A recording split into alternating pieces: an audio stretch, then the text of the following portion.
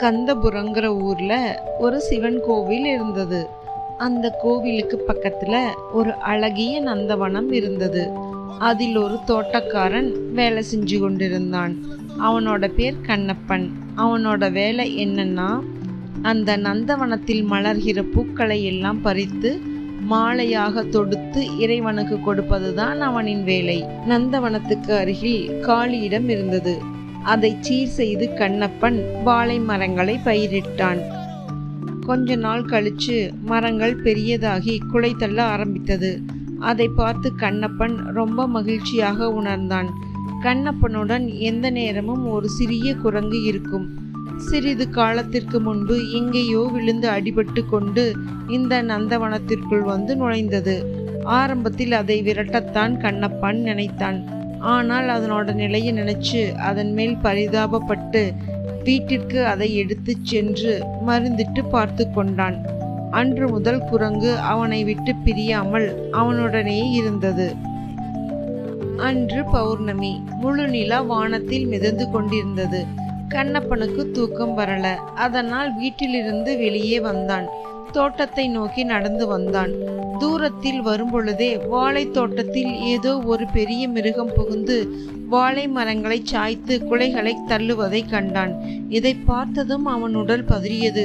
ஐயோ, பல நாட்களாக பயிரிட்டு வளர்த்த இந்த தோட்டத்தை இந்த கொடிய மிருகம் நொடியில் அழித்துவிடும் போலிருக்கே அப்படின்னு நினைச்சான்.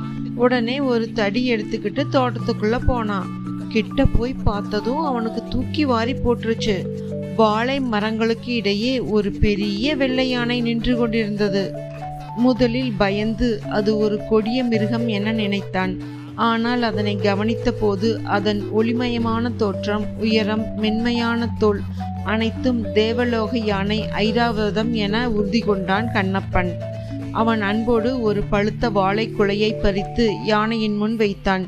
யானை மகிழ்ச்சியுடன் அதனை ஏற்றுக்கொண்டது.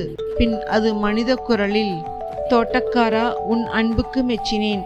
என்னால் உனக்கு ஏதாவது காரியங்கள் நடக்க வேண்டுமென்றால் சொல், செய்து வைக்கிறேன் என்றது.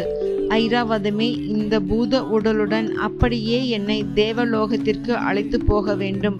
இதைத்தான் நான் விரும்புகிறேன் என்றான் கண்ணப்பன். சரி, அப்படியே ஆகட்டும். அடுத்த பௌர்ணமி என்று வருகிறேன், தயாராய் இரு என்று கூறி மேலுலகம் புறப்பட்டு சென்றது வெள்ளை யானை. இதை கேட்ட கண்ணப்பன் மிகுந்த மகிழ்ச்சியுடன் வீட்டிற்கு போய் தூங்கிக் கொண்டிருந்த தனது மனைவியை எழுப்பி கூறினான். ஆனால் அவள் இதை நம்பவில்லை.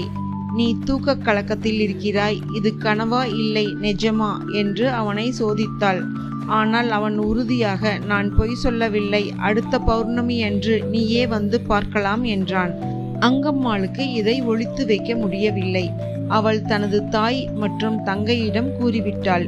இதை கேட்ட அவர்கள், நாங்களும் வர விரும்புகிறோம் என்றனர். அதை கேட்ட தோழி செங்கம்மாளும் அவர்களுடன் செல்ல வேண்டும் என கேட்டுக்கொண்டாள்.